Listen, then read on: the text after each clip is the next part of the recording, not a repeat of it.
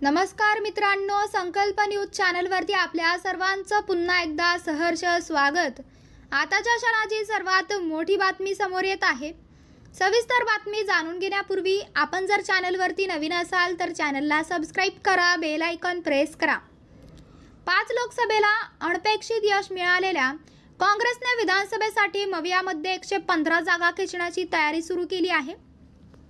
शरद पवार गट 121 जागांवर दावा करणार आहे। उद्धव सेनेचा आकडाही 120 आहे। शरद पवार गटाने 2019 मध्ये 121 जागा लढल्या होत्या। त्याच ठिकाणी ताकद दाखवण्यासाठी शिवस्वराज्य यात्रा काढली जाणार आहे।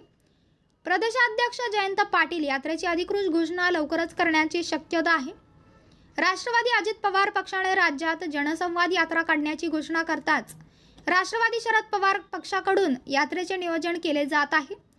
प्रदेशाध्यक्ष जयंत पाटील, खासदार अमोल कोल्हे आणि राज्यातील सर्व जिल्हा अध्यक्षांवर त्यांची जबाबदारी असेल। ही यात्रा 121 ठिकाणी जाणार असल्याने तेवढ्याच जागा मवियाकडे मागितल्या जातील असे एका ज्येष्ठ नेत्याने सांगितले। ज्या ठिकाणी अजित पवारांच्या सभा होतील त्या ठिकाणी शरद पवारांच्या प्रत्युत्तर सभा होण्याची दाट शक्यता आहे।